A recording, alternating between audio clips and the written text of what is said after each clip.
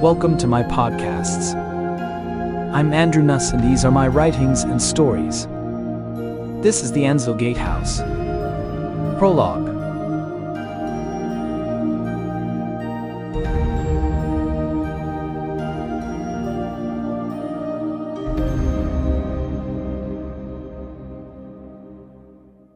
Prologue. The last age had ended. The endless war of garlands was in the past. From the house of Sherwin, the weapons of warfare were laid to rest. The dark age of science fused with incantations and spirits was ended. The world grew quiet as rebuilding took place. And yet, as people again thrived, they forgot the past fairly quickly. Nobody recalled the wars that preceded the new age. They only remembered what happened afterward. In the midst of the world powers signing a truce agreement, all across the world, everything relying on electricity died. The world ground to an abrupt, deafening silent halt. Everything went dark. Those first several years after were the most difficult. Cemeteries attested to this. Cremations became a common sight almost every day. Riots erupted in the major cities with fires and looting. It was a time of survival, doing whatever had to be done to stay alive. Smaller communities conducted emergency meetings to gather resources. Food rationing and curfews were implemented. From library vaults, ancient blueprints were gathered, and the age of the steam engine gradually returned. Repurposed factories and blacksmith shops sprouted up in every town, bringing hope to the future. With trains the primary mode of transportation, the natural thinking turned again to the skies. Airships, built on prior technologies and concepts, began dominating the skies and modes of transportation. Everything in life was flourishing once more. In the western plains of a shattered nation, a caravan of nomadic traders made their way east. From town squares, they presented to the audience something never seen before: crystal shards they called Sinvan. At the center of the brilliant reflective shard held a black liquid center claimed to have strange universal powers. It could heal ailments as well as energize anything it touched. It was beyond anyone's understanding and baffled everyone who saw it. Once the traders hit New Chicago, Sinvan became the new gossip. Inventors of every type clamored to get their hands on a crystal shard, and soon, it was all anyone was talking about. It became the focus of studies as more and more crystals showed up. The nomads were secretive people and refused to reveal where they attained such strange things. It didn't matter though, so long as the crystals kept coming. From dinner tables to the halls of governing officials, Sinvan was on everyone's mind. It was only a matter of time before someone tested the limit of a single crystal to find out what the potentials were. Not only was it capable of healing, but also gave off a strange byproduct when heated at intense levels. It became volatile, but with it, produced an energy so powerful that the testing had to be controlled. As the understanding of Sinvan increased, it transformed the way people lived. Inventors called it elemental energy. Common people called it an elixir of the gods. Transformation was to the extent that it ushered in the elemental age of man. What nobody realized was that within this new age, a dark and malevolent force spread itself over the world with intent. And in this new age, a dark reality took shape in men's hearts. The black oil in Sinvan's core was doing its work. Duncan Garland walked across the large room filled with a glowing blue hue. To one side, a massive swirling vortex sputtered in and out in the midst of a massive machine. He was so close to doing what his brother hadn't.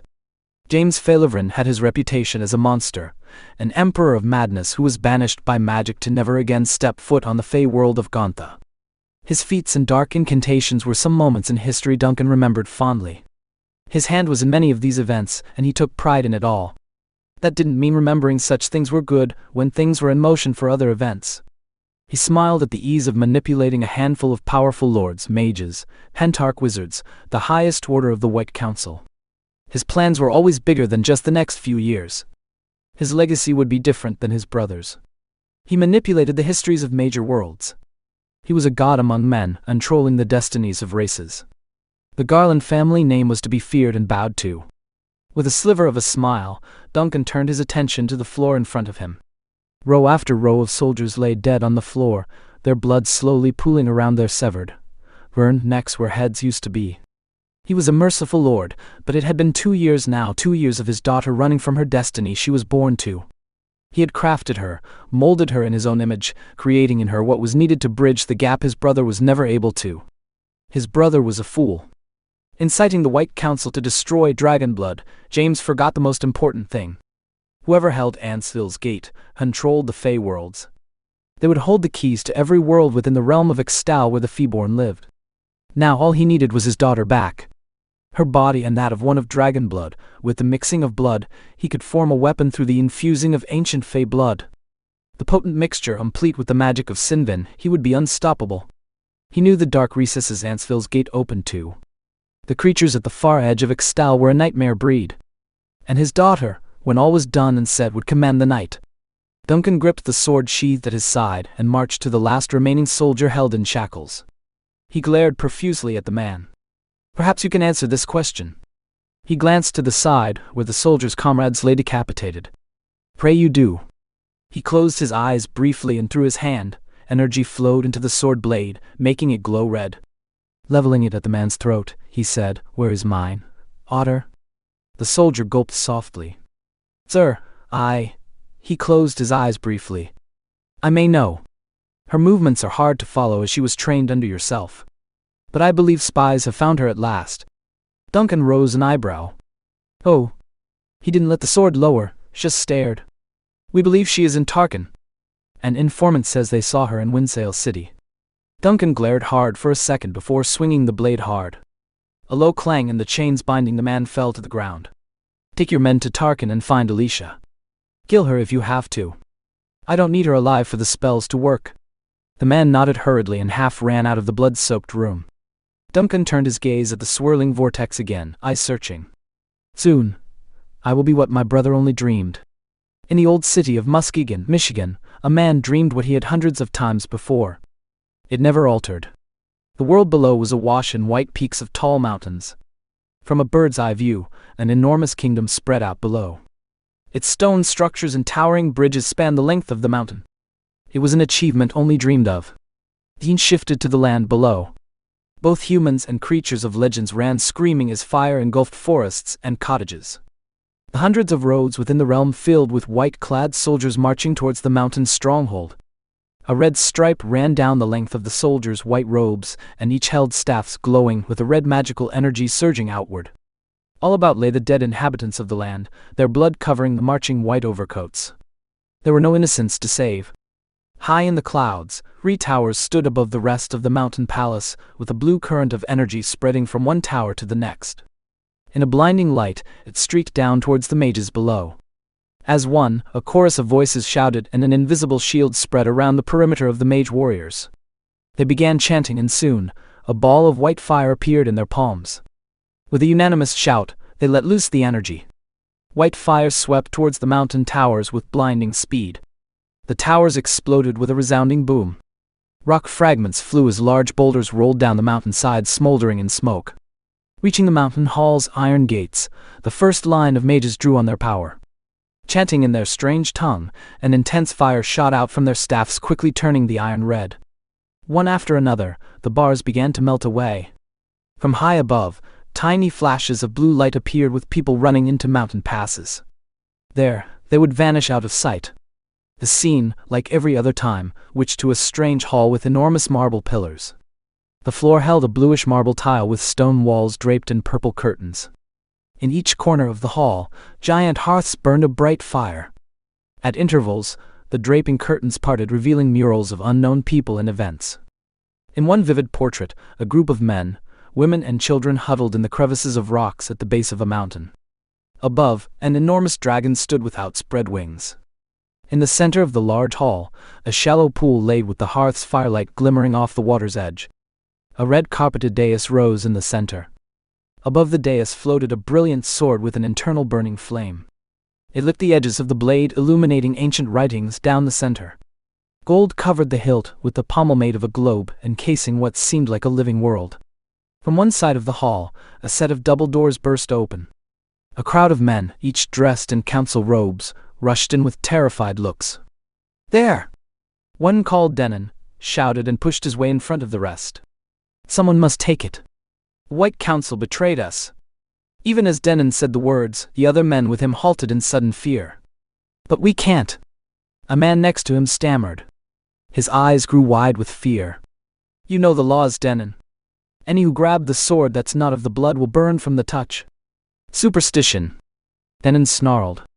The Sherwin, may they all rot in hell, told us this story to keep it for themselves.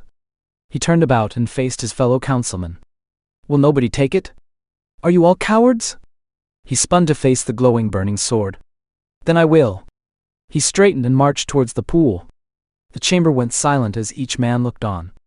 Reaching the pool, Denon waded through the ankle-deep water, coming to the foot of the dais. The sword's illuminating fire was so bright, he had to step back for a second. He smiled, and at that moment, greed filled him. He wanted the power for himself. Taking the few steps up the dais, he reached out hungrily. And met thin air. In seconds all went dark. The enormous hearth went cold and the sword that burned a second ago vanished. What? Denon gasped. His eyes went wide in disbelief and horror and fell to his knees. Gasps escaped the surrounding men, some whispering cries. He blinked and looked up in shock. No one of the men cried out in a soft moan. Denon, what have you done? Denon knelt in numbed silence before a slow creeping fear began to take hold. Someone whispered, we're doomed. We have cursed ourselves. Again, the scene changed. This time, the place was on a cliff of a mountain top overlooking a valley not touched yet by mages and their magic. A wizened old man walked out a door of the mountain palace to stand on a road leading to a thin pass in the steep cliffs. With a road turned to the side following the mountain, he turned to look out across a beautiful lush valley far below.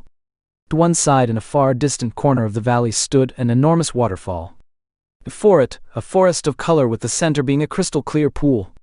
Turning slowly, he faced the mountain with her many inner halls. With the high wind sweeping at his brown tattered robes, he lifted a staff in the air and cried, Woe is the children of dragon blood! You have forsaken your heritage. A beggar comes to your gates, but you spurn him for the indignity of his station. Damned are you for your broken vows. You are the appointed ones by the high lords of the Fae. But greed fills your hearts now. Your need to appease the White Council and her gods have made you soft. You have forgotten your way. Now, the enemy is at your doorstep, a seat in their eyes and mouths. You have betrayed your legacy and your god. The once filled halls of a mountain kingdom, the guardians and emissaries of humans and fae, will now be a tomb, a memory of what once was. The golden age of dragon blood has ended. Now prepare for the age of darkness and the cruelty of the 9 gods. Deep within a mountainous chamber, an old man walked slowly down an ancient hall scripted with words written in an unknown language. Towering pillars of blue marble jutted into the darkness above. Strange orbs emitting light danced in the air above as scones fastened to the pillars burned. Ahead, 2 large double doors loomed with intricately carved dragons against the backdrop of a strange intersecting wheel. Reaching the doors, the man entered a large oval chamber with more pillars intermixed with carved-out shelves in the wall. At the center of the room, a large statue of a dragon loomed with terrifying realism. Scones burned between each shelf in the wall with the same white orbs hovering above. The shelves themselves glowed with a mysterious otherworldly light, holding objects of various warfare. Inscribed on the edge of the shelf on gold plates, names were given. The old man turned his gaze to one of the shelves holding a strange whip. Its leather handle was attached to metal chains that glowed with blue fire. At the end, a metal star glowed with intense light. Reaching for the handle, the old man picked it up and closed his eyes as if to remember something. From behind, a soft voice said, "The war is not over, Shrukin." Shrukin turned slowly, not startled at the sudden appearance. Standing there was a man dressed in white robes, glowing from head to foot.